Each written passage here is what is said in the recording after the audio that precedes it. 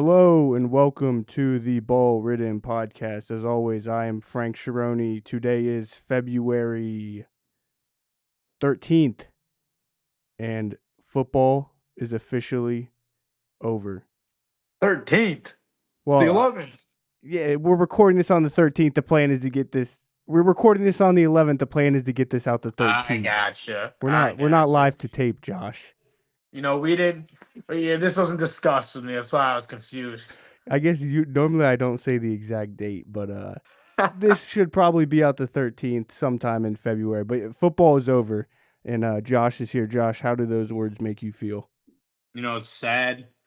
Uh, but I think we're about 32 days now from a bracket.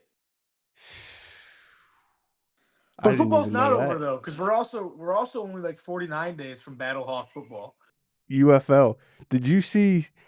Speaking of, this will probably be the number one Columbus Aviator podcast. Did you see who the Columbus Aviators signed today? No, not I did not. Julian Sayen's brother. See, you know what? If you're a league looking for some popularity, you gotta go get some names. I kind of like it. Because it's a good story.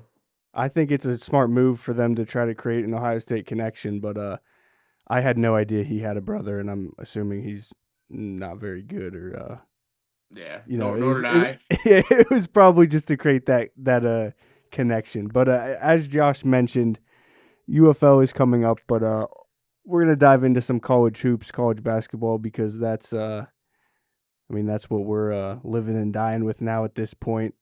I'd say it's a close second favorite sport of mine, but it's certainly right up there with college football.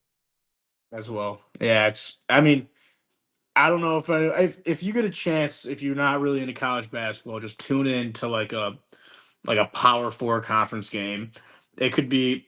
I mean, I know last night Miami, who has had a good season, unranked, playing against North Carolina, and that stadium was rocking. Kansas this week, probably one of the best atmospheres I've ever seen inside of Allen Fieldhouse. Um, Unreal. It's great. It's why and what's so consistent about college basketball is it happens so frequently, yet they always get out there. It's so unique. If it's a Tuesday night, if it's a Thursday night, even if it's a Sunday night, they're there. That's why I love it. Yeah, not many other sports you're getting top 10 matchups weekly when with crowds being as crazy and environments being as crazy as they are. But we were kind of talking about this before we recorded. I feel like this has been so far one of the best college basketball regular seasons. Now I could be having some recency bias. We literally just had Saturday was probably the best Saturday of the college basketball season. Then you go Super Bowl, and then all the you could say football people that maybe come over to college basketball. Monday you get Kansas at home against the number one team, knocks off unbeaten Arizona. Tuesday, uh, Purdue loss, Illinois loss, big upsets, and crazy comebacks. So it's almost been the perfect transition for anyone that likes to stay football while football's going on to come over to college basketball. And I don't know. I feel like this regular season has been pretty damn good compared to what we've seen in the past.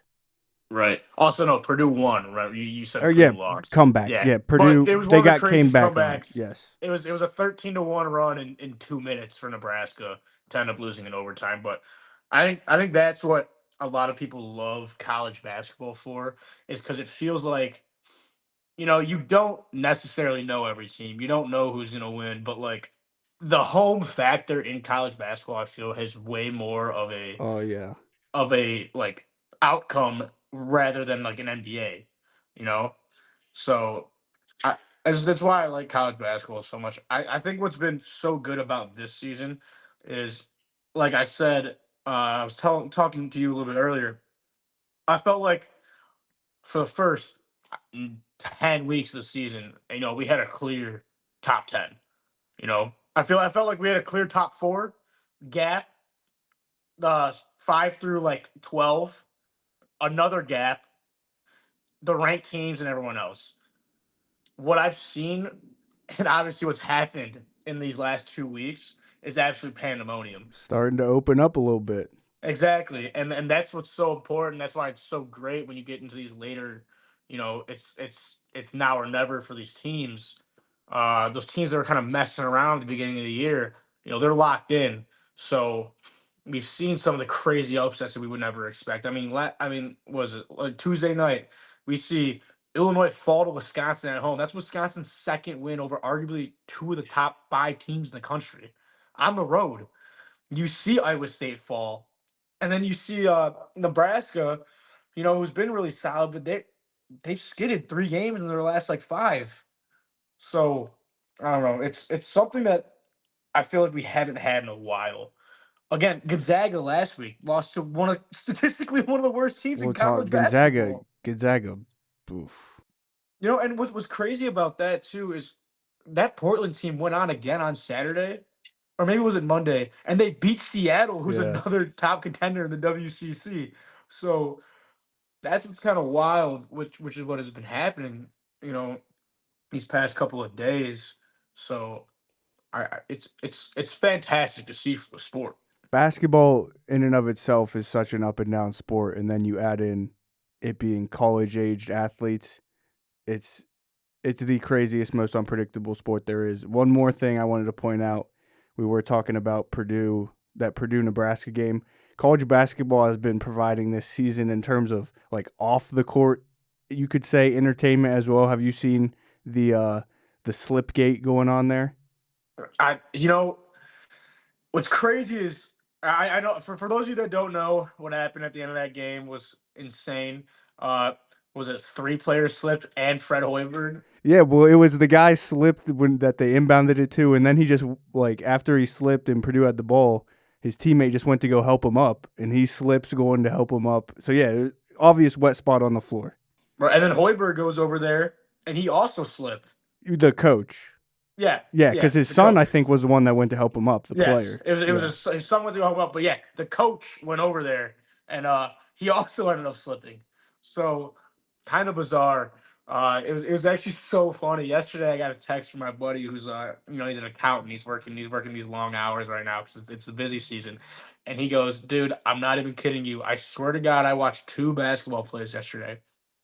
It was that game, Nebraska having a chance and just slipping and turning the ball over, and it was later Iowa State uh, just throwing the ball right to TCU and losing the game. And I was like, well, maybe it was better just watching those two plays rather than watching an entire day and live betting like I did, and lose a lot of money. yeah. But There's been a lot of big moments, but to finish the slip gate, the first theory was the spot was allegedly right where Purdue's huddle was, so everyone was kind of speculating that Purdue may some player might have missed the his water bottle might have missed his mouth a little bit, but then an alternate angle video comes out of a Nebraska fan chucking beer on the court or something. But just moments like those, there's been a lot of off the court, a lot of funny coach quotes this season that just makes college basketball the best, and I think it is entertainment wise on social media. Like college basketball Twitter is the best. yeah, it's one of my favorite coach tweets. Actually, two sayings. I think we had McDermott say that this team basically put him through the ringer or something like that. And then uh was it Patino that said that he wants to But like kill everyone on Pope, his roster? Mark Pope said he wants to go curl up in his bed and die. Yeah. And then Mick Cronin's up there every other day just whining, bitching, and complaining. Izzo's always good for a couple of quotes, but there's Yeah. the coaches in college basketball. They do a good job, not a good job, but they're characters, which I think helps grow the sport and makes it more popular as well. Right.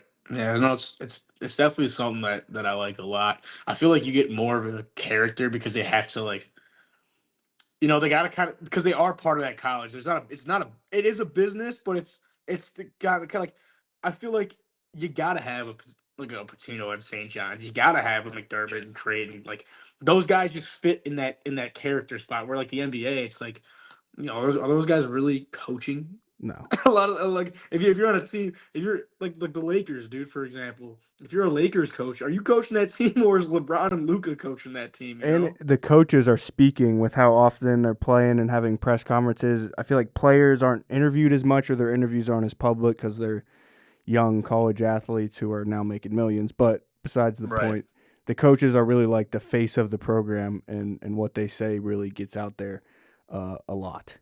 Yeah, a lot. All right, so I think to kind of this really being our first in-depth talk of college basketball of the season, we just do a quick little crash course of what has happened so far to bring us up to date to what you said we're 20 some 30 some days away from a bracket. Yeah, I think it's like 30, 31, So yeah, 30, we're 32. we're a little late, but I would say we've been keeping a close eye on college basketball. Just haven't brought it to this forum on the podcast yet, though. So we're gonna do a quick crash course of this season so far. I have some main bullet points. We obviously cannot hit hit everything, but the first thing I have, and this has been a main thing from the beginning. It's an obvious point. If you know if you've heard anything, paid attention to college basketball at all, you've probably heard a couple of these guys or heard about this before. But this is a loaded freshman class. Yeah, Probably this the might be. Go ahead. Yeah, this is probably collectively. I mean, if you're an NBA guy, you don't. You know, this is the type of draft where you probably have 15 lottery guys. You could be like the ninth pick and you're coming away, I think, ecstatic. Exactly. So like this is what has been unreal, and it's not just hype that's like gassing all this up. If you pay attention to the top like rebounders, scorers, assisters in the entire country, it's coming from all the freshmen. I mean, we just had. I know obviously for Cam Boozer at Duke, obviously having a phenomenal year. Yep. You know, uh, I mean, I think he's like statistically leading everything He's averages. like -1,000 for the Wooden Award, which is the best player in college basketball. Yeah, statistically, he is insane. Which is insane. And then you got Debansa from BYU, who's what? He's leading the country in points per game. You got Darren Peterson, and outside of those two players, you have a guy who is barely playing right now in Darren Peterson at Kansas, who is projected as the number one pick in the draft. And then just recently, we've just seen Michael Brown Jr., who's not even considered a top 10 player as a freshman, drop 46 points, and Keaton Wagler, who came out, who was an Illinois guard, who's really shining now that um Came out of nowhere. Yeah, because Boswell's been hurt, so he's had to take that helm. But it's been crazy. Like he dropped. He also dropped 40. Was it It 49? was 2 or 3 Saturdays ago. Wagler, um, Debansa, and then Kingston Flemings, another freshman at Houston. They all Right. dropped 40 on the same day. Flemings is another. I think he might be the most underrated, least talked about. But there's just Yeah. so many to talk about. Caleb Wilson at North Carolina. He doesn't get enough pub. He He's really, averaging like 10 rebounds a game. yeah, his It's name really nuts. only started. Well, it's been out there all season, but I think a lot of people took notice after the Duke win this past weekend. Right. And then we got Amon at Tennessee, who seemingly can't miss Yeah, a jeez, goddamn there's so goddamn many. shot when I bet against him. There's a good, and they're on good teams too. Mullins at UConn, Right. even Michigan. Trey McKinney's coming off the bench, but like he's a key player for them. He makes key plays. He's a 3-point shooting threat that helps them a lot. Like Well, and Arizona's got two. They got Koa Pete and they got what's the other kid's name I that just forget his started name, sharing? but he Yeah, was he's their guy against against BYU. He dropped Kansas 20. and Kansas. Or yeah. The guy he dropped like 29 against BYU. It's like it's just absolutely insane. I'm blanking on his name, but he's another guy that just came out of nowhere. So it's it's crazy that like I feel like you've Burries, never. Braden Burries. Okay, yeah, that's who it is. Um, what's crazy about it is like I feel like you haven't. We're like these guys are clear one and done guys. You know, you see guys like for example, I'm thinking of like and Elliot Cadeau. You know, he was a top freshman coming out, starting at North Carolina. Uh, what's he? He's in his fourth year now playing at Michigan. Really You know, struggled as a freshman. right, and then you get guys like I feel like Joshua Jefferson, who's been a top guard in the country for years. He's still playing at Iowa State. Uh, who am I blanking? Who's the guy out of Houston? Oh, Emmanuel Sharp. Yeah, I mean, you get guys like that that have been starting for like 4 years at these top programs, and they're like juniors, seniors, or even fifth years now. That like all these freshmen come in and they're just doing exactly like exactly what these guys have done throughout their career, but they're just doing it better as 18-year-olds. That's what my biggest takeaway with how the freshmen have performed is like it's kind of refreshing and almost feels like a saving grace in college athletics where the portal has become such a big thing, especially in football and well, probably even more basketball. But like Rick Pitino said this past offseason or last season, like he said he's not even gonna recruit. He said he's going straight portal. I think there's a lot of coaches that are thinking like that. But after this season, if you can land in recruiting and land the guys, the stars, I mean, they're better than anyone else out there. Now, them being one and done does hurt, but to fully base your roster off of portal and older guys, I don't think is the right way to go with how you see these freshmen playing this year. But it also is a generational freshman class. Yeah, I think it's important to note too, like this is going to be really big, say in professional terms, because the last few years, the top lottery picks have all been European kids. That's, people are saying if you look at the mock drafts right now, it's like no Europeans. No, it's just straight it's just straight like these kids, which has been crazy to think about.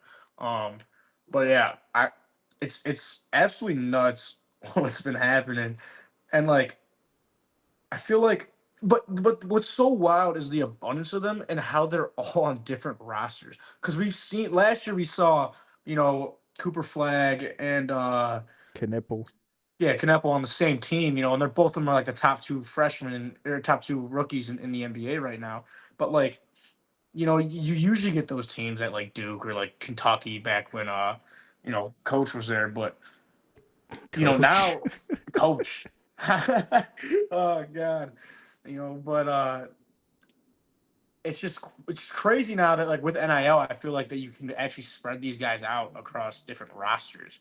You know, which has been nuts. Like Virginia Tech's top scorer, I think, is also a freshman this He's a year. European kid as well. Yeah, so it's nuts. And like Keaton Wagler, Illinois guy, like he's came out of Kansas. Illinois didn't even get like the top four players out of Illinois, and they go get a kid from Kansas who mixed in with all their Europeans, and he ends up being an absolute baller. That like I feel like that's a kid they never would actually recruit there if it wasn't for an NIL. I don't think he was highly rated at all though as a prospect. Was he? No, he wasn't. But what was bizarre about it is like I mean I don't know what he's making, but wasn't he like he was the Kansas Gatorade Player of the Year, I'm pretty I sure. believe so. So it's like I feel like if you're in I feel like if you're in an alternate universe where the portal's not what it is, that kid's probably ending up at a Kansas State if he's not getting paid money. Yeah, that's the problem with the portal. It takes away like for teams like Patino that said he's going straight portal. It takes away spots for kids. Yeah, but that's what's been. I mean, this freshman class is absolutely awesome. Yeah, chances are if you're watching a college basketball game this season, you're seeing a freshman uh, being one of the best players on the court and doing something crazy in that game. We'll go to our next point. I got the Big Ten. The Big Ten is loaded at the top. Now it's deep. There's a lot of teams around the bubble, but the top couple teams, Michigan, Michigan State, Illinois, Nebraska, Purdue, the top of the Big Ten is loaded. Yeah, this has probably been, in my opinion, Big Ten wise, this has probably been. I feel like you're seeing more of how the ACC used to function. Yes, they've almost switched. Yeah, it's for those of you that have like no idea what the hell I'm talking about. Back in the day, in the ACC, you had your Duke, UNC, your Louisville, and all those schools, like those four or five schools that would all compete, and those are solidified tournament They teams. were always there, guaranteed always there. I feel like we're seeing way less teams ranked in the Big Ten. They're still on the bubble, and they're still solid programs, but right now I'm looking at it outside of the lowest ranked team right now. in they have an actual ranking in the Big Ten is number 13 Purdue. That's nuts. So you have two Michigan, was it you have two Michigan, seven Nebraska, eight Illinois, uh, 10 Michigan State, 13 Purdue, and outside of that, you don't have another team ranked. They're That's solid teams though. Iowa, Indiana, Wisconsin. You talked about. so like, and that's what's kind of getting like crazy about the Big Ten is that it's always been through and through the best basketball conference in my opinion. Um, Hmm. I still think it probably. The Big 12 is really good this year. Yeah, the top of the Big Ten though. That's what 5 or 6 teams within the top 13. Yeah, Big 12 is probably so something similar though. it's five. Yeah, Okay. five in the top 13, and the Big 12 is looking at one, two, three, four in the top 13. Because then you got Texas Tech at 16 and BYU at 22, who's had a few Uh, last couple weeks, been rough, but yeah, that's what's been crazy about the Big Ten being so low at the top, and it's so bizarre that obviously it's basketball, it's college basketball, anyone can beat anyone, and typically that happens, when those top teams go play on the road somewhere. But like I said earlier, Wisconsin, who has been a struggle at the beginning of the year, they were struggling. I mean, let's be blatant with it. They, they were they preseason ranked? I believe so. Yeah, they Yeah, played they had a someone. lot. They had a power conference game in the preseason that they lost pretty bad. I forget. Was it Virginia Tech or something? Were They they in Yeah, Atlantis? yeah. I think they were in Atlantis, and I'm gonna look at their schedule right now because I, f- you know, I feel like so they lost to BYU by 28, and then they lost to TCU by 11. Yeah, I think it was TCU. Because I mean, they brought back Blackwell, and then they bring in Nick Boyd. You think those two are good enough to Right. get you somewhere? So, or that's worthy of a preseason ranking at least. So yeah, I think they were. Yeah. But they also have a loss against Villanova, which is kind of rough. But Eh, I mean, well, we'll get into it a little bit more, uh, that's but college that's what's basketball though. They start terrible, and then what? They get that win against Michigan on the road, and it basically completely turns around just their season. flipped their entire season. I mean, they have arguably two of the hottest teams in college basketball, and they just go into their place and they beat them when both teams look unbeatable at that point. So it's very weird. Um, Seeing the Big Ten like that. But then on the flip side, though, yeah, they lost to USC in the Big Ten. They lost to Indiana. You know, it's Well, they got a they got that they got a win stolen against Indiana. yeah, that game was That's how good Saturday was. I noticed. I completely forgot about that. That was a great game. That was at noon yeah, though. I it was basically right completely off right forgot. off the bat. Yeah, I completely forgot about it with how good the rest of the day was. Yeah, that was probably, if you are a Wisconsin fan, you probably felt like the Stripes walked into your house and just robbed you for everything you own. I think there was two massive fouls called in the last 7 seconds of the game that basically gave Indiana the game. Um, but but you know on the topic of like these like teams like in the middle tier. Yeah, I know I'm kind of flipping from the Big Ten. I wanted to pose a question to you. Is this the strongest like play in 11 seeds or play in 12 seeds that we could potentially ever see?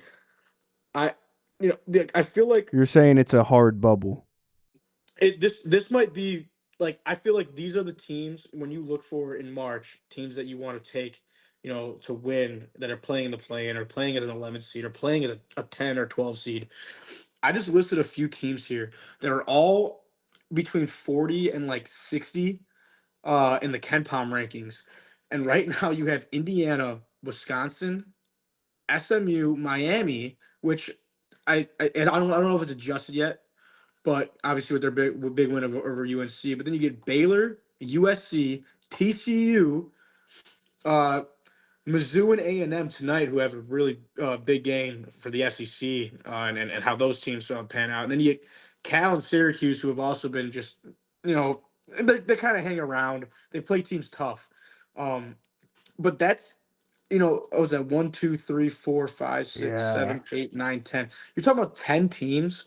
Where like, I mean, Wisconsin has wins over some of the top teams in the country. Wisconsin's gonna SMU, shoot up. right? I saw them as like a 9 seed, I think, before last night in some bracketology. I think they're gonna end up being a lot higher after last night. I mean, I just so same thing with Miami. But then you get But into yeah, the argument that's a of very impressive bubble as it stands right now. it's probably one of the most competitive and like one of the ones where it's like I've seen. I feel like those bubble teams, the past few years have always been like ah, there's arguments for every single one of those teams, but like, are they really ever going to do anything? Maybe there's the one, outside of USC when everyone knew that they were going to make that run. Yeah. That's a good point in terms of teams that I could actually see winning a game or two. That a lot of those, almost all of those, I think I would say, yeah, they could pull off a win depending on the matchup. It'd be against what, a 6 seed if the bubble was at 11 this year. Yeah, and or I mean, obviously you get a 12 or and maybe even a 10, which would be rare, but um, that's what's I'm just like looking at it, and it's like it's kind of tough, and it could be a big factor going uh into this late February, March, where if one of these teams picks up a road win, or not a road win, but a neutral site win in a conference tournament, gets a quad one victory, they're jumping teams like St. Louis if they don't win their conference. They're jumping teams like Mm-hmm. Miami, Ohio. Um, We'll get to that. We'll Akron, get to who's that Akron's had a later. solid year this That's year. a great, yeah. Yeah, like New Mexico right now. I'm looking, they're 47s, That's and, the and mountain. Those Mountain West and mid majors always come up in on the bubble. right, and that's what's crazy. But you know, right now there's like six Mountain West teams in the Quad One sector, so that's That's that's kind sad. of crazy. That's sad. To finish off the Big Ten though, it basically seems like you're either in the top 10 or you're on the bubble. That's how it is. But with that being said, the one thing that has eluded the Big Ten, they haven't won a national championship since 2000. I think with the teams that they have loaded at the top, though, this should be their best chance to do so. But the Big 12 is also right there. But Big Ten's up on the other side of that. A couple conferences are down. One of those being the Big East, my favorite college basketball conference. I mean, how can you not love the Big East? They live and breathe basketball, and it's kind of sad to see a lot of the teams, Creighton, Providence has kind of been down for a while. Butler bad, Marquette down really bad. I mean, right now it's UConn and St. John's. Villanova will probably make it in.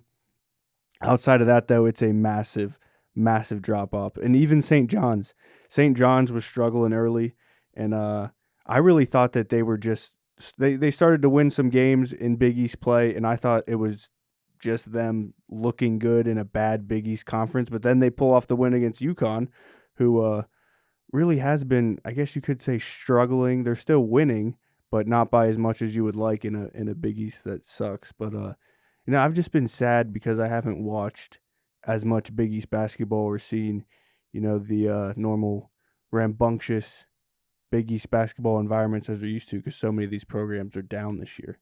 Right. Well, this is and this is what's been weird. Do you think that them not having FBS programs outside of UConn in football is in turn almost hurting them in like NIL and like recruiting wise? Because when you look at them right now, Villanova an FCS school. I think Georgetown has an FCS team, but outside of that, none of those other teams even have a football program. I think the tough part is like when you get into schools like Creighton, and part of the reasons why I think Creighton could be down this year and why they didn't get because they didn't really land anyone, and they You had a got lot the the last Freeman kid and someone else, but yeah, they didn't replace with how much they lost. the last 2 seasons they were stacked. Yeah, they did not do good at replacing what they lost. Right, and when you look at a team like Creighton, it's like if you're in Nebraska, like you're probably a Cornhusker fan when it comes to football. And if you're donating money though, unless you're an alum of Creighton, I like where are you gonna send those funds to?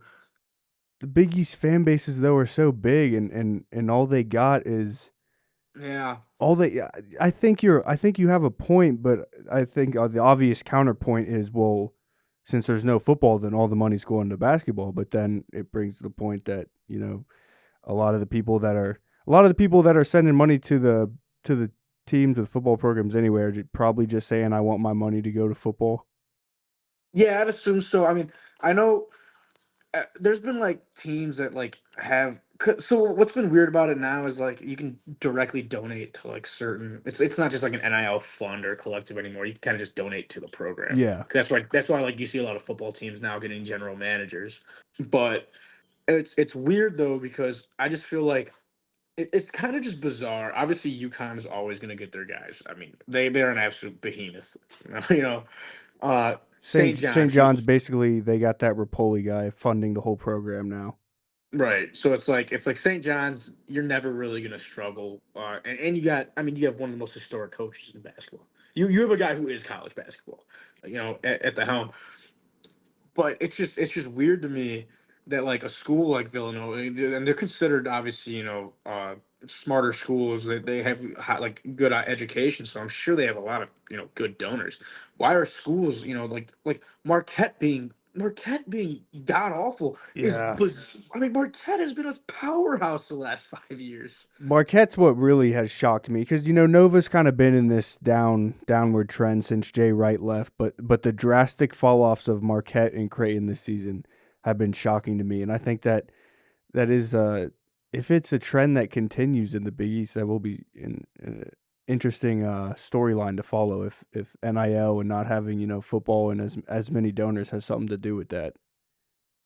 Yeah, it's gonna be weird because if it continues to go on such a downtrend, I know the ACC has been really pushing. There are a lot of people outside of the like I don't know what they're talking about internally, obviously, but I know a lot of people outside are saying that because I think the ACC has 17 teams, which is a very awkward number when it comes to scheduling stuff. If they push for an 18 team, why would they not go grab UConn, who is an FBS Has program? UConn You know, football been rumored for a they've been conference? rumored to potentially join this. So the rumors are always that UConn would join the ACC. Um, but potentially just for football and stay just for basketball. But I don't know if the ACC would ever allow that. So Oh, they would, yeah, they would want them for basketball. They would. You want UConn for basketball over football? It's one of the rare no, schools. exactly. So like that's what would be the point of having them? I mean, that's what's weird. So and that's gonna be tough because if you lose a team like UConn, you know, is your conference with just St. John's, Villanova, Xavier, Seton Hall in their current status.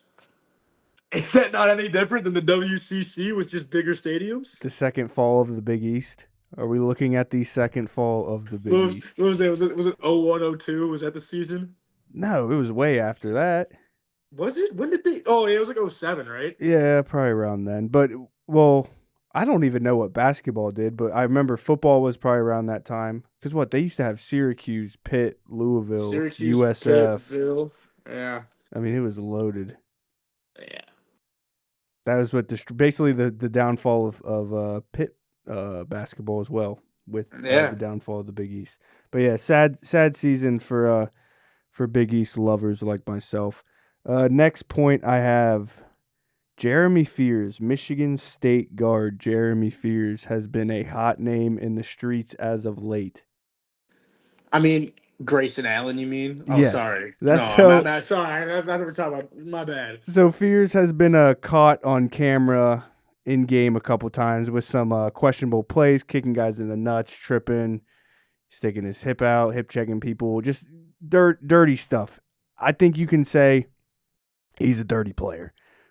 This isn't something that's rare in the sport of college basketball. I say, you mentioned Grayson Allen.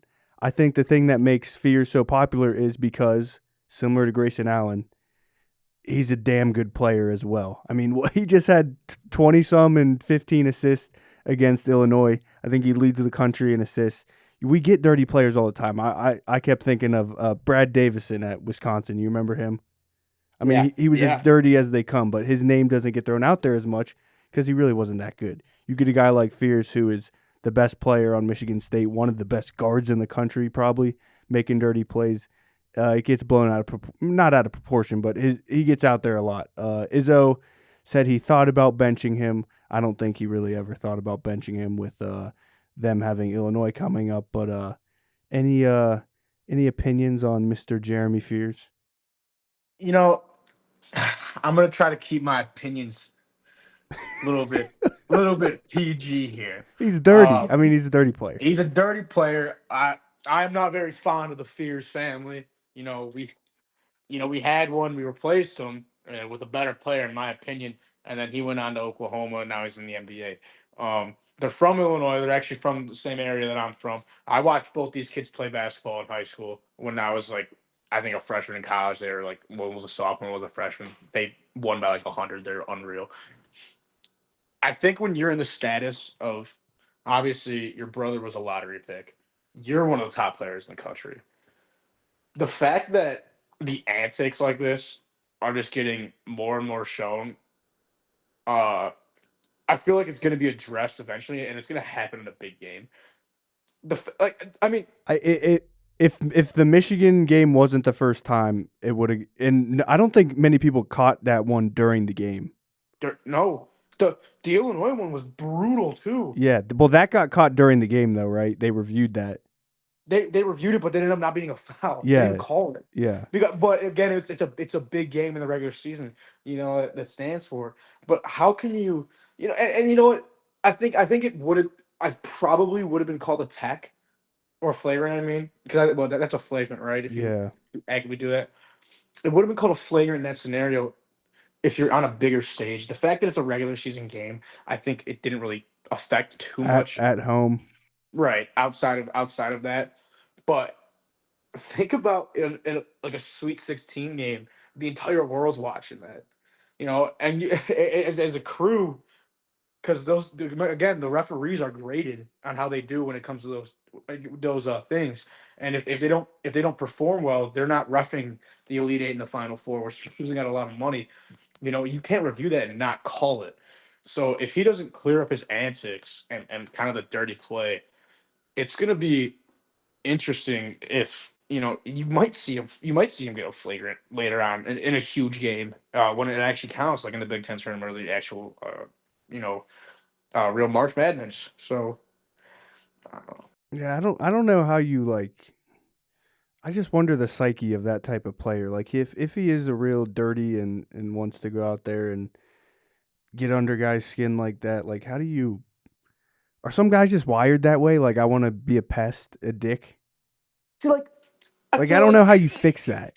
but like that's not like the Grayson Allen and like what Fears is doing. That's not the same. I feel like they're trying to spin off of that and be the pest mentality, but that's not the same thing as like a Kobe being like going in your fucking or Michael Jordan going in your ear or Larry Bird saying he's gonna score 40 with his left hand. Is it like a habit for him?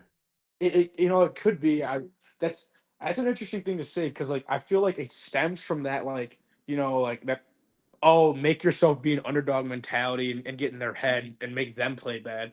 But like in which we've seen in all these professional players. But what's been different about it is like I mean it's obviously Grayson Allen and Fears. I just keep going back to Grayson Allen because that was the most popular one. Um, but when you look at it, like they weren't getting technicals and flagrants and kicking and knocking or like sticking their leg out trying to intentionally like trip a player or actually harm a player. So it's probably a mentality thing. It's probably like a habit that stemmed from like maybe I mean AAU now is just such a joke in Yeah, basketball. yeah. So it's like I mean so I don't know. It's probably from something like that, picking up a habit like that, and obviously maybe we're just seeing it now more that Michigan State's back to Michigan State, and he's obviously having a fantastic season. They need him on the court, especially scoring wise. Phenomenal scorer, phenomenal passer. That's enough time on him though. I think keep an eye on him the rest of the way, but keep an eye on him for his antics, but also if you want to see some really good basketball. The final point I have here of this season, we got to hit on this. We love mid majors. Everyone loves mid majors. You said we're coming close to Selection Sunday. That's, I think, one of the biggest things people look at when the bracket comes out is who are the mid majors that could pull off the upset in the bracket. So I came up with a list of a couple mid majors to keep an eye on. First team, obviously, Miami of Ohio, the last undefeated team in the country. However, one of the worst schedules in the country. I would almost argue now, I don't want anyone to hate on me, okay? But I'm gonna be honest. I'm not even sure that that's the best team in the conference. I Well, think no, I can't. You can't say that. You can't say that. All right, hold I up. don't know. Are you? That's ridiculous. I got the John Fanta soundboard. Oh man, You're an idiot. Enough. Hey, we're not talking about St. John's right now. So Yeah, I should we're talking have about got Miami, brought that out Ohio. during St. John's. All right, carry on. Sorry. No, it's a fair point though. But like the strength of schedule was weak. Every game, it's like my Bears fandom. It's absolute pandemonium. It's They're winning. They're winning close every time. There is exactly. something to say about playing like winning in close games at the end, but when you're just squeaking by every time, they're not that good. I truly don't think they are. They do have elite shooting. I will not. Yeah, Their offense is unreal. can win you any game. Right. And that's the thing that is different. But their defense is not very good. They're playing some of the bottom teams in the MAC here, and they're really struggling. I know the game against Buffalo. Buffalo took them to the wire. Buffalo's like one of the worst teams in the MAC right now. Um, but like right now, I know a lot of people hate match first and they hate looking at stuff, and this is probably like my fifth time bringing it up. But like one of my big things is when you look at the Ken Palm, and because it is so in my opinion it's one of the most accurate, it is the most accurate thing to look at, and it's the reason why so many bracketologists and people look at it, and analysts. Right now Akron's ranked at 64th in the Ken Palm. Miami, Ohio is 83rd. Akron has 5 losses, but they're a quality team. And I just feel like when you play these teams like like like Miami, Ohio does, it's kind of tough uh to see them winning, later in the season. Yeah, they have one of the worst strength of schedules. When you look at Ken Palm, I think it's like three. Can't find it, but last I saw it was like 360 some out of 366 teams. Someone told me that. Now, Steele came out and said teams didn't want to play them, which I think is bullshit. I don't think there's any power conference team that's afraid of playing Miami, who didn't even win the MAC last year. Someone told me though they had some games like UNC Greensboro, Eastern Kentucky, Wright State, who they kind of like those are teams that are normally near the top of their conference that would have been probably good wins other year, but this year those teams are struggling, which doesn't help. But at the same time, yeah, I don't think there's any power conference team that's not wanting to play them. Yeah, see, but that's the thing too. It's like, and then obviously we're gonna get into like these other teams that we're gonna talk about, like for example, I'm gonna bring up St. Louis right now. That's this is the team that I think everyone should be talking about. They have one loss, and it was in a game where some weird foul stuff happened at the end that they probably should have won. But St. Louis is the mid major that I think deserves the attention. And not to mention they have probably the most one of the most underrated basketball players, because he's no longer. I feel like everyone forgot about Robbie. Wait till people figure out he's on St. Louis because everyone loved him a Exactly. couple years ago. Exactly, and that's the thing. I feel like a lot of people forgot he was there. But when you look at a team like St. Louis, and I know I texted you this, and I know it's kind of a ludicrous saying, with how good this team is. But Gonzaga doesn't have a better schedule, strength of schedule Yeah, through and through. Nebraska or Gonzaga has a 40 point. I think they don't even have a win right now over a ranked team. Like currently ranked team right now. I'm almost positive they don't have a ranked win over. They have a 40 point loss to yeah. I Michigan. was gonna say the one time they played a really good team, they got smacked. They have potentially. I mean, they probably have one of the worst losses on the top 50 teams in the country.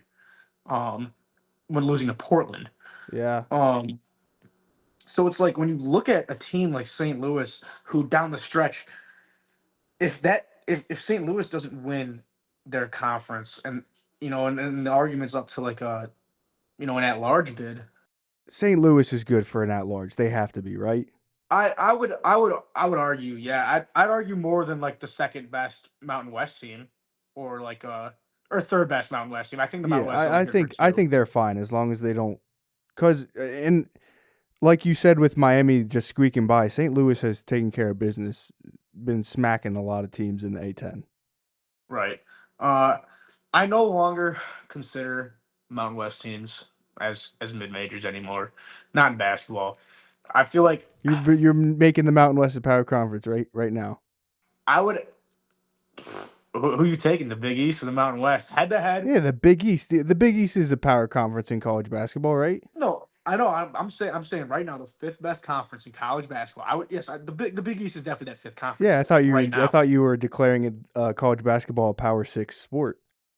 It is a Power Six sport with the Mountain West. Oh, the I'm Mountain just West saying. blows.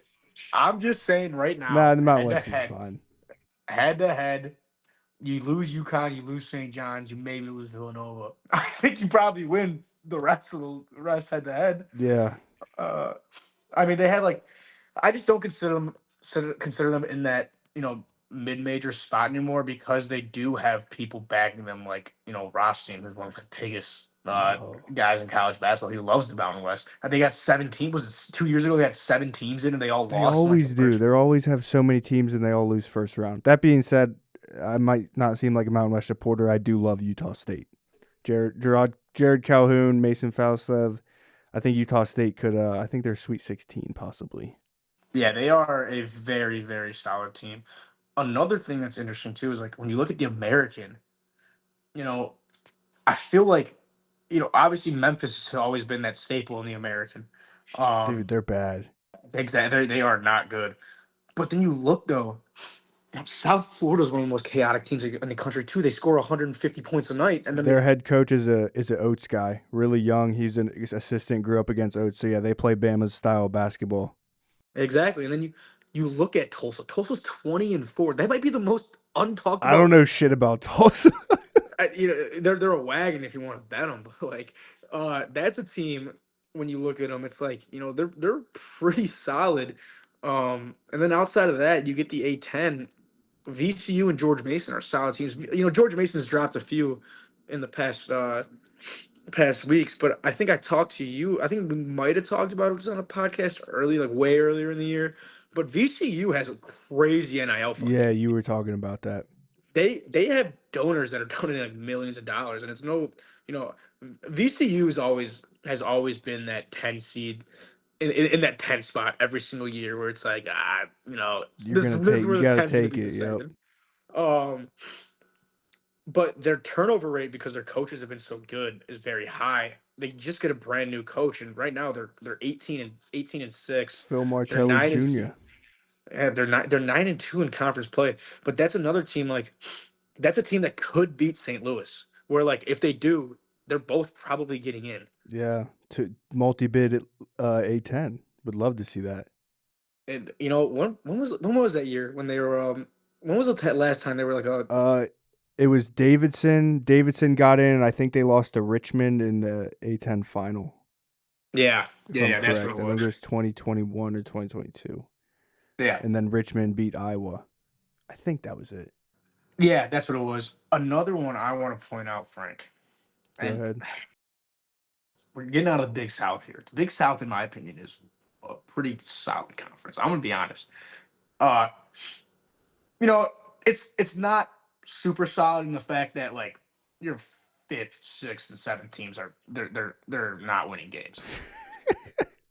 But Winthrop and High Point, They're up, dude, High Point's 22-4. and they lost their coach. I don't know who the new head coach was, but Huss. It's not the Huss bus anymore. Not the Husk Bus, but that's another team where it's like it's interesting to see.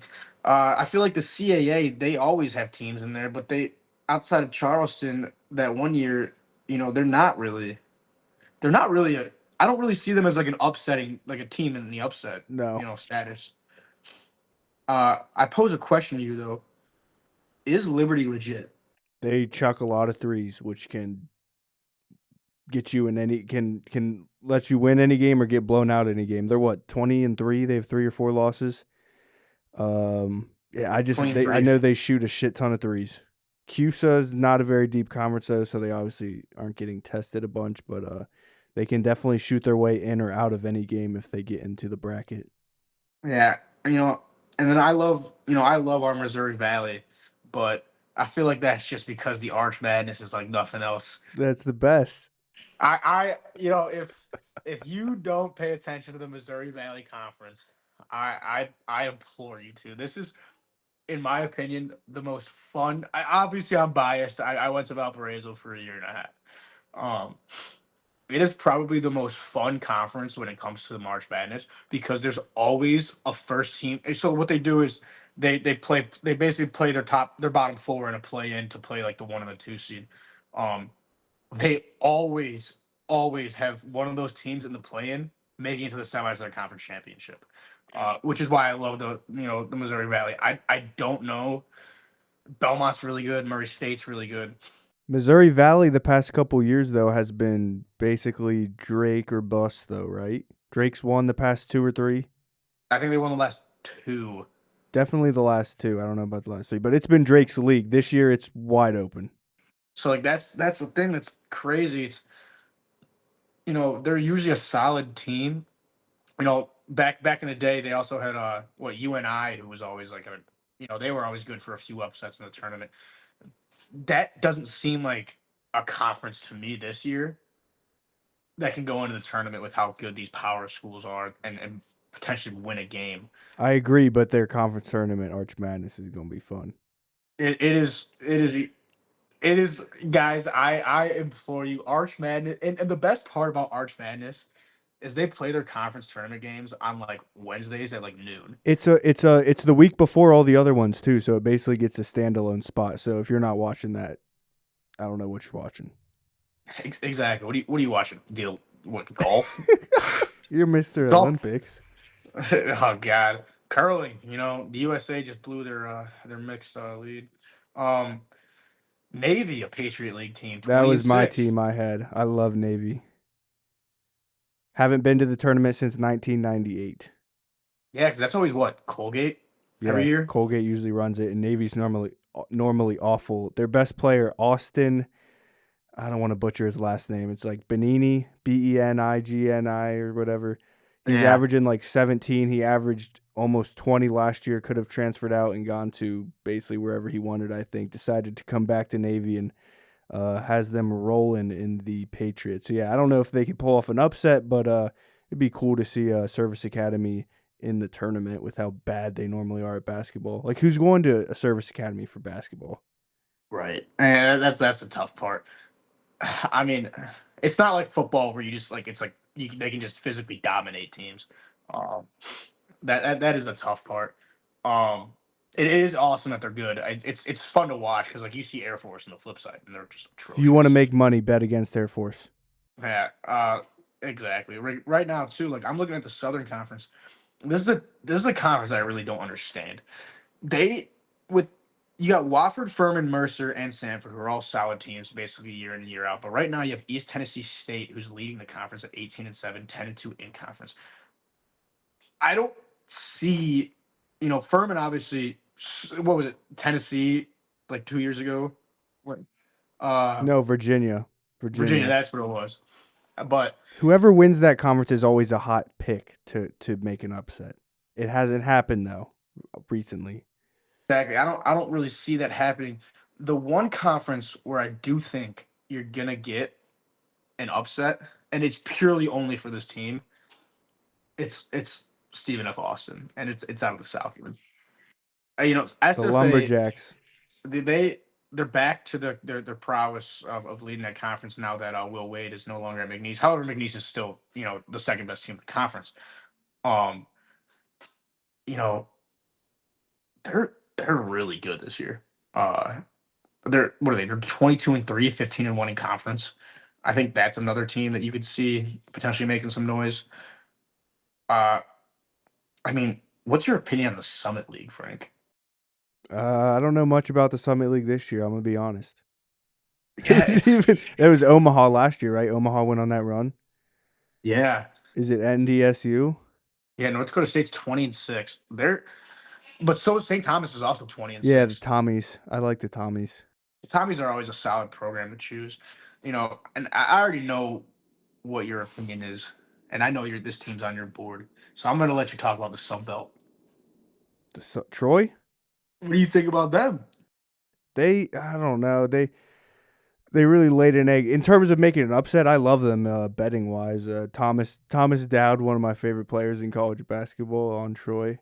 But in terms of making an upset, I don't know. I watched them against Akron this past weekend, which that little Sunbelt Mac crossover in 3/4 of the way through the season, I think it's hilarious. But yeah, they looked good against Akron. I don't know if they could beat. It's so hard now after we saw a tournament last year with not a lot of upsets, and like you said, the power conference teams seemingly creating more of a gap now with NIL. But I hope they make it there. I don't know if they're upset worthy though this year or upset capable. I thought you were going with my Rainbow Warriors, Hawaii. That's the last team I got. I love Hawaii. I want them to make it bad out of the Big West. Normally, it's one of those California schools, but Hawaii's number one in the conference right now. Basically, all senior led. Big 7-footer Isaac Johnson is their best player. Will step out and shoot the three. But I had a question I wanted to ask you. I don't think Hawaii has the most NIL funds, obviously, but especially for basketball, I feel like that's the perfect school for the portal, which it seems like they've kind of done this year to like get an old guy with 1 year left, maybe or a couple years, and just say like, hey, come to Hawaii for one season. You can live on an island for 1 year and play basketball. Like I feel like that's the perfect school for the portal, especially in basketball. That's kind of a fair point. Like think about a senior from St. Thomas. He's been up in Minnesota for his entire career. Yes. You go down and enjoy some warm weather. The beach 24/7. Exactly. And like football, it's different because you're outside in the heat all day and everything. But yeah, go be a basketball player in an AC gym, and then in your free time, you're on the beach. I feel like Hawaii could become a bit of should become a power in basketball. I don't think they will, but I hope to see them in the tournament this year because I think they are a team that could pull off an upset. So I would pose this question to you then. Outside of so let's say outside of like Wisconsin, Miami, if a team like SMU, Missouri A&M potentially probably who wins tonight is going to sneak into that that last spot, or a Cal or Syracuse, based on if Syracuse can get some of these quad wins down the stretch, if they can sneak in. Do you think one of those teams has more shot of an upset rather than like a St. Louis or one of these really good mid major schools? Hmm.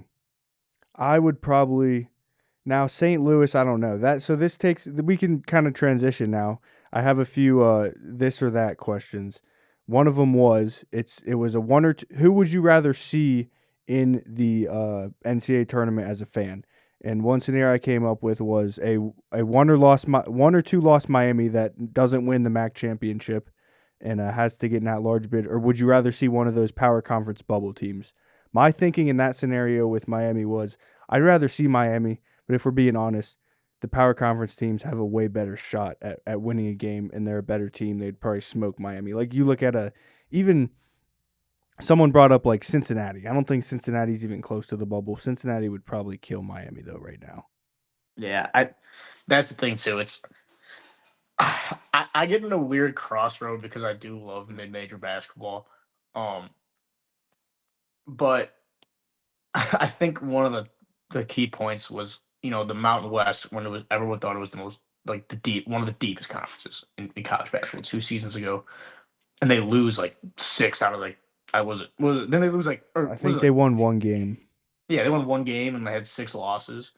That's what's I don't think putting in that many teams, obviously, in any conference outside of like the Big 12 or like the Big 10 is really going to do any damage. However, I think there has to be more leniency for teams like when you look at like an Akron and a Miami, Ohio, or you look at like these teams where these teams finish like 29-2 and they don't make they don't make the conference, or they don't win their conference and they end up playing in the NIT. I would almost argue that finishing, sixth in your power league, you kind of already blown your chances. I don't think, because Yeah. no one goes in seeing, like, outside of like what the craziest year with FAU and like NC State and like, those teams, where those teams all went deep. You don't see teams that like don't win their conference tournament that are in that fifth and sixth spot really making super deep runs.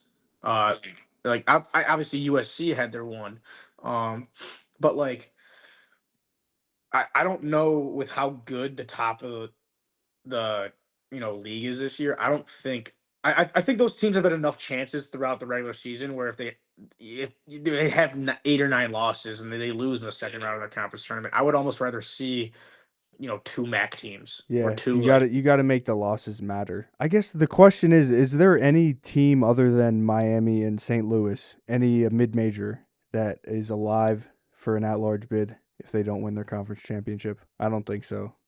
I don't think so. I think SFA's no if they lose. Um, I mean, it'd really just be like VCU or George Mason, I think, would be the only other possibilities. yeah, I'd say maybe VCU, but And that's not counting Mountain West as a mid-major, sorry. right. Yeah, I mean the Mountain West is basically guaranteed 2 or 3. Um, I just think it's going to be tough. I don't think there's anyone really like that this year. Um, but that doesn't mean to say I still do think the A10, the MAC, and if St. Louis doesn't win their conference, I still think those should be two bid leagues potentially with how good those teams have been. Uh, so I don't know. It's a weird crossroad because right, who's leading the A10 right now? It's who's It's the St. top team? Louis. Yeah, St. Louis. Oh yeah. Yeah. Yeah. So like you look at the A10, like if St. Louis, because We're also dishing out a lot of hypotheticals, or we still got like 2 or 3 more weeks that are a lot of stuff's gonna figure itself out. yeah, that's the thing too, because like uh Miami they were 19-5 going into yesterday. If they lost against UNC, that would have been probably detrimental to their season because they really needed a big win. Um, but they beat UNC. They beat them pretty good. After UNC just went on and had a crazy comeback to beat Duke. um, it's it's interesting. I think obviously the power. It's hard to predict these power conferences. Obviously the smaller ones are a little bit easier because you kind of have your top teams that usually just finish out against who they got. And obviously crazy things happen in their tournaments. But like these power conferences, it's always really really weird because you know Iowa State losing to TCU, that's massive. You're talking about the fifth ranked team, Illinois losing to Wisconsin at home. That's that's gonna propel Wisconsin up into, like you said, probably like a 7. A lot of big outcomes. That's yeah, every win, every big win like that, it just carries so much more weight this time of year. Yeah, I wonder. I'm gonna ask you just one more question on this. If you were to buy stock on a team right now, would you buy or would you sell right now? BYU at the rank 22, they're probably looking at like a 4 or 5 seed. Before this, they were probably Sell, looking at like sell, a two sell, or sell, three seed. sell, sell. You're selling on BYU? They haven't beaten anyone good. Look at their schedule. Every good, really good opponent they've played, they've kind of laid an egg. They don't have any really quality wins. DeBonce's legit, but yeah, I'm selling. Is there one power conference team that you would buy on right now? Out of who? Any power conference. That's like near the bubble, or Yeah, near the bubble that you're thinking is going to make a big run. Indiana. I think Indiana could do something. That was mine too. I think Indiana's probably one of the sneakier teams. They just got to get hot. Wilkerson, if Wilkerson is on, I think they can compete with anyone. I think Wisconsin, that's kind of like a square take to have now. But if Blackwell and Boyd are on, they can beat anyone like last night. So those would be my two. I'm curious to see how USC really finishes because right now they're not. They're in that They like got 70th range. Arenas. Arenas is the real deal. They got him back. I don't know if Baker Mazara's back though, but if they get him back with Arenas, I think they could do something because they were really good at the beginning of the year. Yeah, but who got hurt though? Was it? Baker Mazara's been out. Is someone else Yeah, too? no, they had another guy that was like a top scorer that was hurt. They got hurt, and I'm pretty sure he's out for the year. But like obviously, Arenas is. I mean, he's legit. This last two games, you're up 24 and then 29. That Penn State game, they're about to play against Ohio State. I hope he shows up because I think I might be buying. If he shows up against Ohio State tonight when we're recording this, I think I might be buying stock in USC and on the must bus. Yeah, on the must bus. I think that this year, the NIT and the college basketball crown might be awesome to watch this year. I'm just thinking of Better I'm than just March thinking, Madness. Cancel March. cancel March. Get NIT Stew on the podcast. Look what the Crown champions doing this year. Nebraska won the Crown and then went on like a 20-game win streak. Everyone should be wanting to play in the Crown. Don't you think too? Like them winning the Crown last year, because you're kind of in a scenario where it's like, because obviously the NIT has a lot of people. Because the NIT you're not playing for like money, like the Crown is. Yeah, Crown, And real the Crown's money. the Crown's like legit money. So like in a situation like the Crown where you're kind of just playing like in a non-stressful situation where like you're like what Nebraska went in, didn't they have a losing record last year going into that? No, because I don't think so. Because they were right on the bubble for the tournament, but they ended the Okay. season rough. I think. Yeah. So like, but like you take a team like that though, and it's like playing in the Crown in a non-stressful situation, winning it. Is that part of the reason why they're potentially so good this year? Because they played in a non-stressful situation. They probably didn't have a kid transfer, out that maybe would have wanted to transfer out before they win it, before they get that $1 million in NIL added to the program. I don't know. It's interesting to see.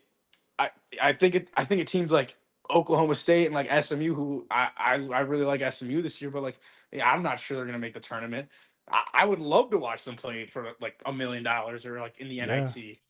Um, that's a good I, point. I They should be must watch. you know what, guys? I'm just lobbying for college basketball. Great sport. Yeah, your take about the Crown and the NIT is You're an idiot. Enough. no, I'm kidding. They should be fun to watch. I love the NIT and I love the Crown because like it's like they kind of fit in on those days where like Yeah, well, they got to get the schedule down right. I don't know if they did it last year or not, but they got to get the scheduling down right. They should do it all the days between Selection Sunday and the tip off of the tournament would be perfect. But that's obviously way too quick of a turnaround. But if they get the schedule right, I think they really could do it. I think the Crown was super late.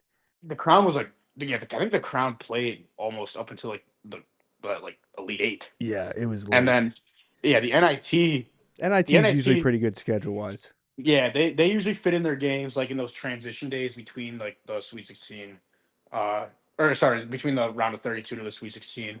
They always kind of fit those like those 3 days off. So they've always been pretty good about that. But yeah, I don't know. Interesting.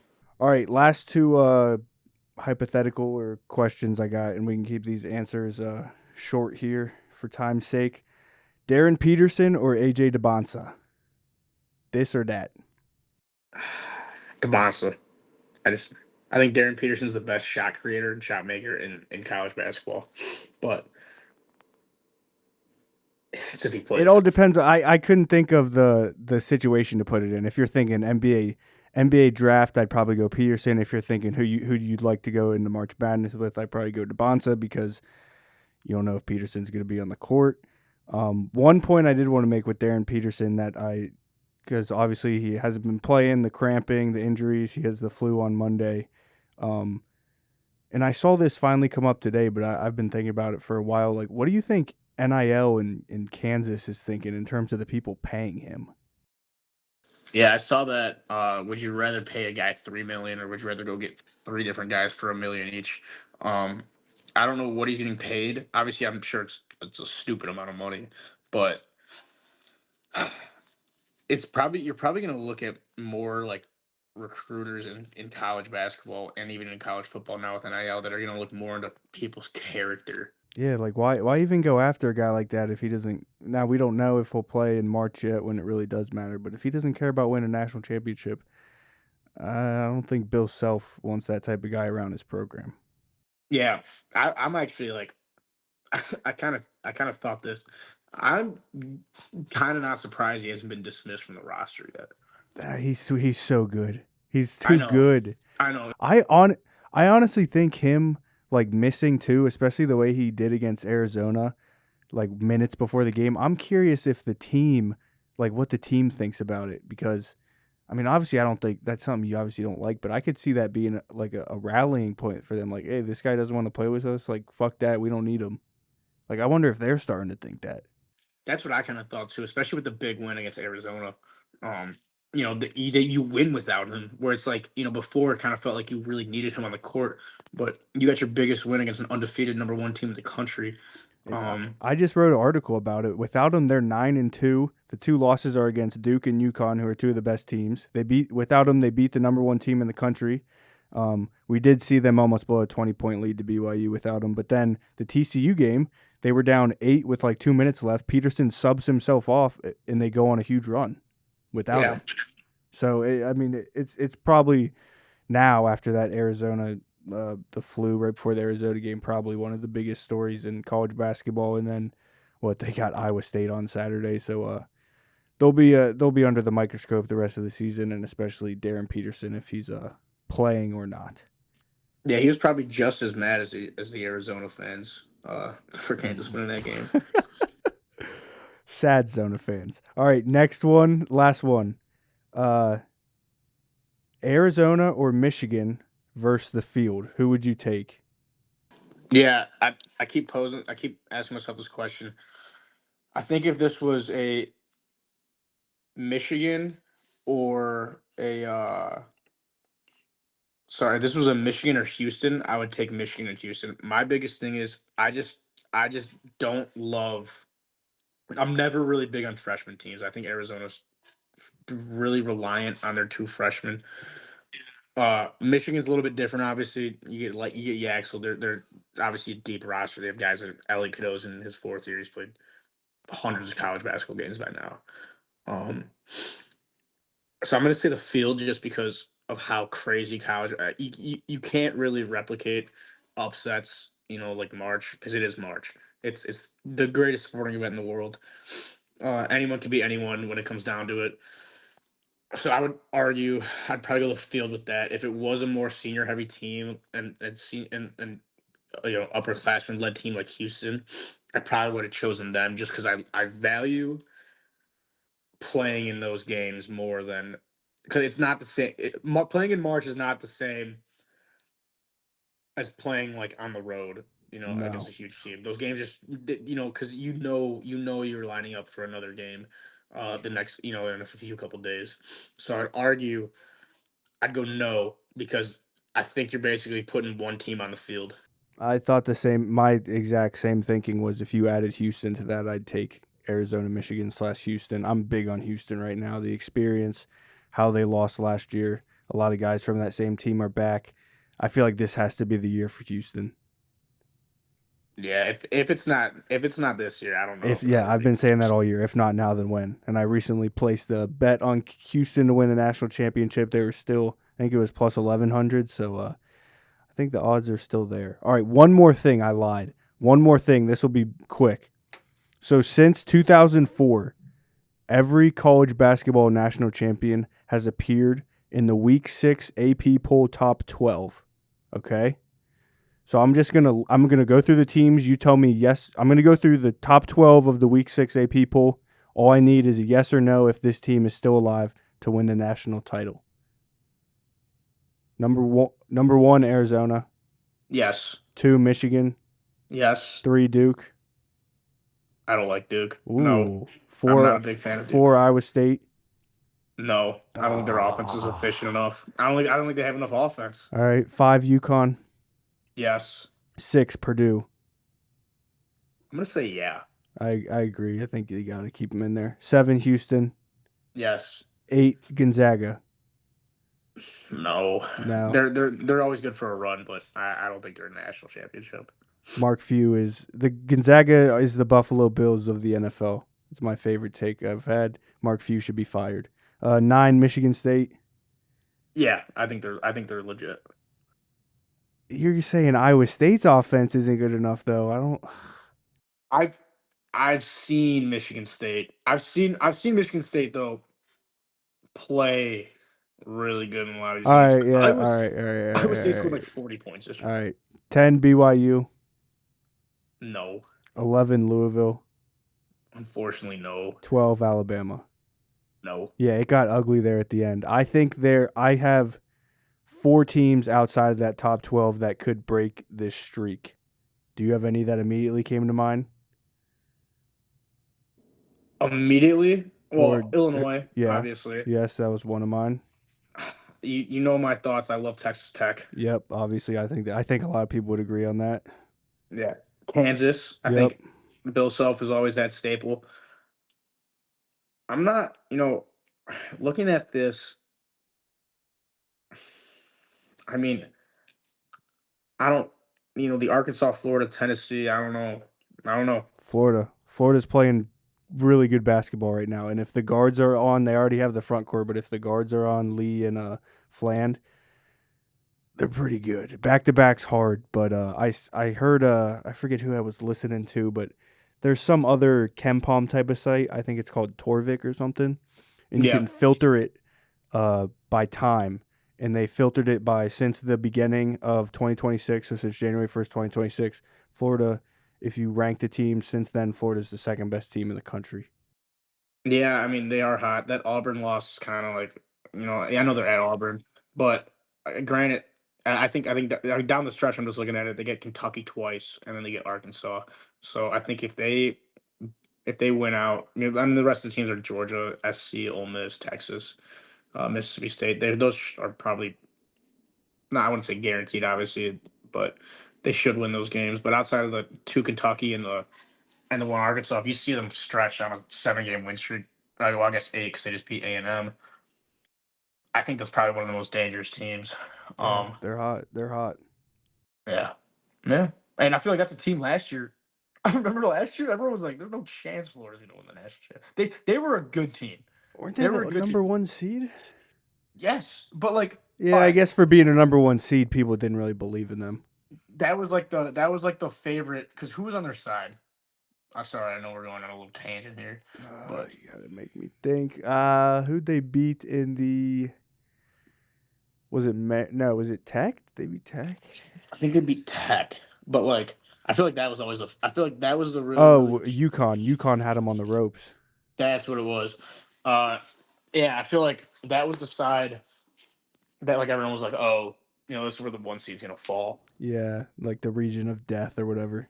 Yeah, and then because I mean, I guess a lot of people, I thought Auburn was a clear cut to the Natty last year with how old and good they were, but yeah, I don't know.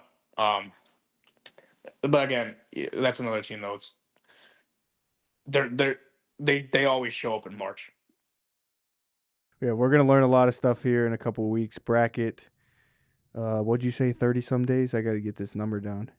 I think it's like 32 now. I'm not. I think when this podcast comes out, it might be under 30. But around 30 days until we get a bracket. One of my favorite days of the year. Josh, thanks for joining us as always. a pleasure. I love being on here. Yep, and now I'm going to throw it to me and my dad to wrap things up on this episode. My best advice to you? Yeah. Shut up. Thank you. You're welcome. All right, we're going to finish this episode with my dad back joining us. Dad, welcome back. Hey, thanks, Frank, for having me. It's great to be back on the BRP with Frank and me. Good to see everybody. We're going to finish this off quick with some segments, maybe some recurring segments. First off, we're going to go with the Valpo Minute. If you don't know, my brother, your son, is GA at Valpo, so we've been following them very closely this season, correct? Correct. Yep, Valpo Beacons. Want to give a shout out to them with the Valpo.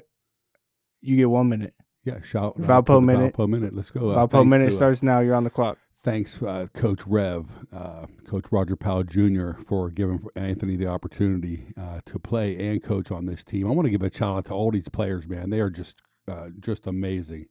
Rakeem Cheney, okay, Justice McNair,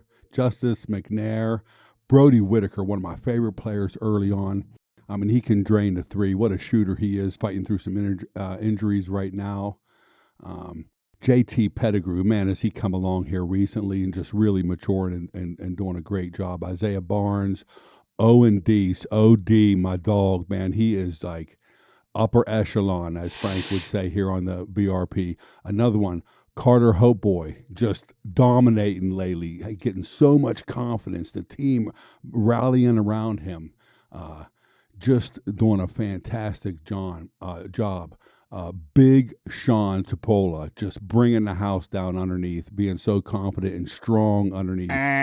Oh, that's it? 1 minute. 1 minute. That was good, That just though. wasn't enough because Coach Powell, man, he's just doing some magical things. Well, yeah, we talked about the Missouri Valley a little bit, me and Josh. One of the reasons it's so loaded, Valpo's a team that's kind of come on here lately, won 3 of their last 4, I think, with some big wins too, really competed with the top teams in the league. But, yeah, they're hot, I would say. But this is actually going to come out after Thursday, so if they lose to Illinois State on Thursday, you can scratch that. All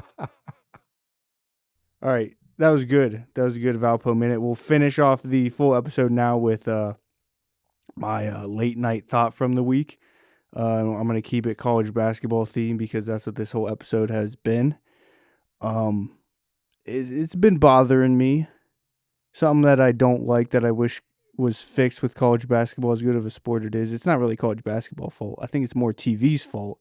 But it bugs me. When are the TV stations going to allot more than 2 hours for game times? Because you're basically guaranteed to miss the first couple minutes of the next game because games are taking at least 2 hours and 15 minutes, 2 hours and 10 minutes. If it goes to overtime, you're almost missing the entire second half of the next game. So I'm just wondering when and why they don't allot more times, more than 2 hours for these games. Yeah, I mean, they have been lengthy, especially with the timeouts and the strategy and all that. I mean, challenges haven't been as bad with the new challenge rules, I guess. Yeah, but still. the time, I know what you mean. It has been lengthy in that, but the game has gotten so intricate lately. It has been taking a lot more time. It just sucks when you're guaranteed to miss the tip of the next game. As a gambler, it kind of sucks because you kind of got to, if you're winning your bet, you got to wait for it to cash out. You don't have it for the next time slot. But yeah, I just wish they would make it 2.5 or 2:15 even, just a little more buffer time in there. You think because it seems like there's more basketball games televised than there are football games, and it's hard not to overlap. It's the TV. It's the TV networks. I think would 11 a.m. tips be too early? Yeah, maybe that would be, especially for West Coast and that. But I think there's a lot not more, West Coast. But yeah, is that too early for East Coast? No, I don't think so in basketball. I don't think so either. But then again, it seems like there's more good basketball teams than there are good football teams too. So I'm sure it has something to do with this TV and the ads and something like that, and they probably would have fixed it now if they could have already. But it bothers me. Gotcha. I like to see the tip of the. Maybe game. they could split screen and do something like that. So well, they always say like you can always go to ESPNU or the ESPN app, and you so you don't miss the other one. Yeah, but it'd just be nice. Be like us and have like 8 screens on, and then you're working good there. Yeah, but it'd be a lot easier if you can't always get what you want, but if you try, sometimes you get what you need. You don't need that. I hear you. All right. Any thoughts you had? Anything else before we get out? Go Beacons. Illinois State Thursday, Indiana State Saturday, right? Yeah, I mean, I'm just swinging off this halftime shot that Christian Hack made the other night. First, he made a layup, and then a foul shot, and then a 3-pointer, and then he nailed the half court shot.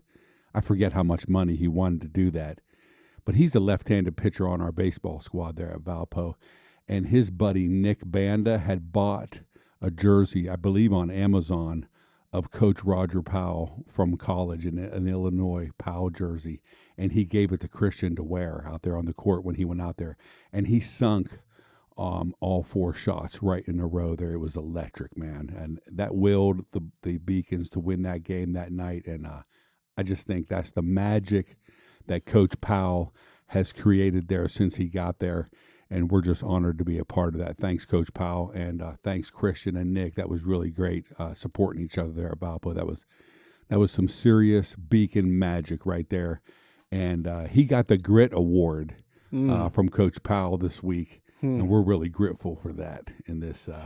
We're really grateful for Coach Powell and all the opportunities he's provided us with. Thank you, sir. All right, that's a good way to end it. Hopefully they can carry some of that magic into March, right? Yes, sir. 6 games left, and then it's Arch Madness with the Missouri Valley Conference. I gotta keep you. See, you're going. You're supposed to get all this. You're supposed to get all this in your minute. I got it. I'm squeezing it. I'm keeping you strict minute next time. Yeah, strict minute, 60 seconds. I make the rules in this house. All right. Peace. Thanks for listening. Peace.